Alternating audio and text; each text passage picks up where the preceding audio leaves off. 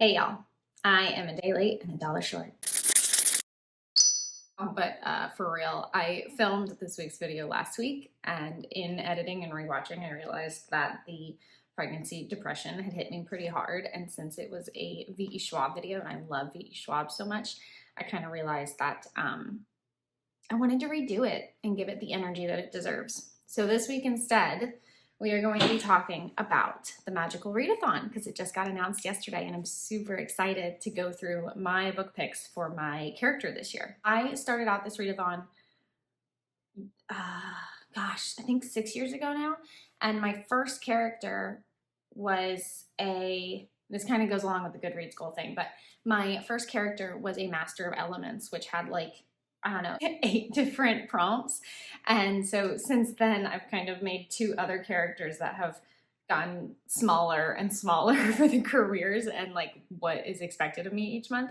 So this year, I was deciding between my Story Weaver character and my Herbologist. My Story Weaver has 4 prompts this month, and my Herbologist only has 2. And so going through the prompts and kind of figuring out what I would read for each one helped me figure it out. And I'm gonna end up doing the 2 because I want to have more space during the month if I want to just pick something up. But I figured since I went through the prompts for the 4 and picked books for it, I would go ahead and share those with you too. So this is what I will be reading this year for the Magical Readathon Spring Semester, Spring Equinox. Let's jump right into it. And I will link the original announcement video that she just posted down below. And please expect the V.E. Schwab video, hopefully next week. I just wanted to give it what it deserves. Ooh, had to get a snack for my daughter. So first, we'll go through the ones that I will be reading this year, and then we will go ahead and go through the ones that I picked out for my brain fart Story Weaver character. My light. First things first, the Herbologist classes that are being taught this year. Alchemy and Restoration for the Spring Equinox. And you can find that in the Callings PDF. She links everything in her video. So yeah, Alchemy and Restoration. And so for Alchemy this year, the class title is Alchemical Reiteration, and then the prompt that goes with that is to read a reread. And honestly, this is what sold me on doing the Herbologist this year, because I love a reread, and being in that pregnancy, depression sort of era, I was stopped in the middle of reading the second book in Serpent and Dove in the middle of listening to it, and I haven't picked anything up yet. So I'm kind of feeling like a reread would be perfect for me. So for the reread, hey girl, mwah, mwah. The reread, I am going to be doing The Diviners by Libba Bray. And this book I read for the first time back in 2019. So I feel 7 years, it's due for a reread. And it was just kind of calling to me. It's set in the 1930s, I think. And so very flapper. And it's about this group of kids who have magical abilities or special abilities, and mainly the main girl, who, since it's been 7 years, I can't remember her name now, but she touches things and gains the history of the person and knows the history of the person after she touches one of their items. And they believe in this one, solve a mystery. And it's a 4-book series, and I'm just really, really excited to dive back into it. I listened to it on audio last time, and I would like to actually check it out from the library this time. I have the 4th book on my shelf, but it's the only one that I have, so I have to check this one out. Next! Whee! The second one is Restoration. Yeah, Restoration. And the class title for the Restoration prompt is Restorative Adoration. And so for this one, you needed to ask someone for 5 of their 5-star reads, and you pick from that list. So I actually asked my twin sister, and she sent me her list of 5. You guys are gonna probably laugh at me, but I'm catching up on all of these backlist titles. And so I'm gonna do the 7.5 Deaths of Evelyn Hardcastle, which is by Stuart Turton. I might be saying that wrong. And I know this book came out again, like 7+ years ago. And I remember seeing it on BookTube and I wanted to pick it up, but I never actually ended up reading it. So that is what I'm gonna do this time around. And it's funny because like, no, are these titles new? Absolutely not. Is it getting me to read books that I have been thinking about reading for years and years and years? Yes, which has value too. So that is gonna be for my herbology character. Those are the 2 books that I'm actually going to read. And then on top of that, I can pick out some other stuff to do. Sorry, The 7.5 Deaths of Evelyn Hardcastle is about a girl who dies, I believe, over and over and over. And the person who has to solve her mystery, every day she gets murdered and every day they get put into a new person's body and they have to like figure out clues through these different people.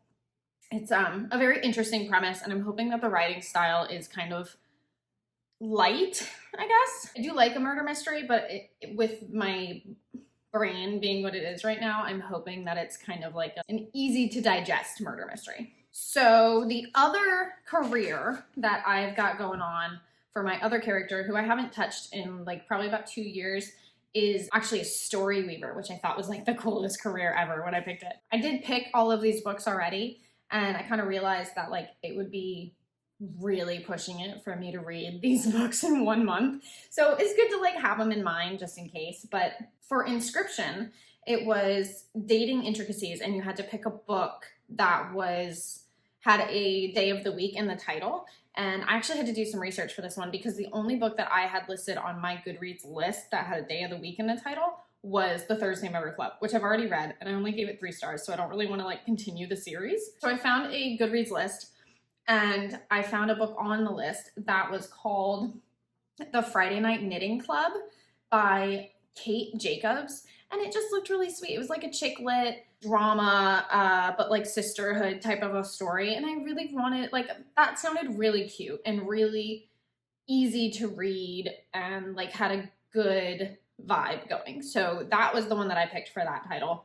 Something about this woman who runs a knit shop and has a group of women come by every Friday night to do their knitting, catch up, talk, whatever. And then her ex, I believe, comes into the store one night and is like demanding to be in the lives of their children. And she has to like rely on her knitting club to help her get through the drama that's going on in her life. So for the next one was Art of Illusion. And the class title for Art of Illusion was Alternate Illusions. And that one you needed to pick a book with unusual formatting. And at first I was drawing a blank. And then I realized that years and years ago, Alexandra, also on BookTube, mentioned that she read House of Leaves by Mark, I don't even know how to say his last name, Danielewski. I probably am butchering it. And that she like had her own physical copy and was like taking notes in the sidelines and stuff like that, because it's a mystery that's presented to you as like you're solving the mystery as it goes. And that sounded really interesting to me. So that would be like one unusual formatting book. The other one that I had thought of that is unusual formatting, but I've already read it, and I read it too recently for me to want to reread it, but it was really, really good, was Murder Your Employer. And I can't remember who that one's by, but I will put it here. And that one was kind of written more like a how-to guide than a story book. So the next one under the storyteller class list was Psionics and Divination. And the title for that class is Reading Past and Future, and you needed to pick a book with the word time in the title. And so I had a couple of options for this from my Goodreads list of books that I hadn't read yet. And I ended up with 2 that I really wanted to do. One of them was called A Witch in Time, which is I think the 3rd book in this series. And I'll put it here. But these are just like really cute, lighthearted, witchy romance type of books. I love listening to them. They just bring me so much joy. So that one, and they're really quick to listen to. Or Matt Haig has a book called How to Stop Time. And that, I believe, is like a romance type book. And so those were the 2 books that I was between for a book with time in the title. And they both sounded really good. It would just be kind of like a mood read depending on what vibe I was going for. The last one under Storyweaver was Lore. And that one was a ancient speculative lore class. The prompt for it was Dystopia or Utopia, and this is kind of what turned me off. Well, besides it being 4 and the books being massive, I just don't typically go for those anymore.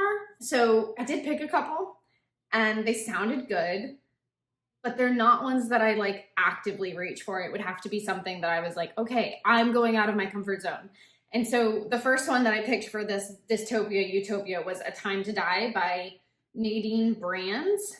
And that one sounded really good. It sounded kind of like the movie, is it like A Stitch in Time or something, where they have like a clock on their wrist for how long they live, basically. And I think in the movie they like have to buy time. But so in the book, she's sharing her time with her brother, and it's like counting down, and she's only got like a year to live or something. The second one that I picked is, again, not a new book, but I picked Red Rising by Pierce Brown. And I've seen so many booktubers talk about that one, and I have never picked it up because it is sci-fi, and I'm just not as much of a sci-fi, more of a fantasy girly, less of a sci-fi girly.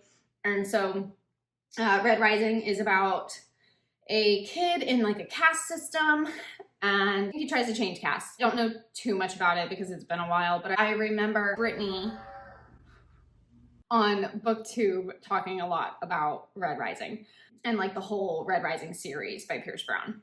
So that was the other 4 books that I ended up picking just in case I decided to go with my Story Weaver character, but I am going to do the first 2 that I mentioned. I'm excited. I would like to this month finish Serpent and Dove, the second book, because it was like I gave Serpent and Dove 5 stars. I'm really excited to finish the second one. I just hit this slump mentally, but yesterday I made sure to focus after my OBGYN appointment on us and on myself, and so we went and we got 3 natives and acai bowl for lunch, and we went and got pedicures, and the cutest little thing, she had like her own little chair, and then I grabbed a little decaf Dunkin' for $2 on the way home. So I'm feeling a little bit better today, but generally have not been vibing the last like week and a half or 2 weeks. So I'm hoping to refilm the eShop video this week and get that to you guys next week, because I was really excited about going through all of her books and kind of like recommending a starting point for different types of readers. So keep an eye out for that one. That's it for now. I'm going to edit this really quick, hopefully get it up today. And if not today, then tomorrow. And I will see you guys next week. Till next time, bye.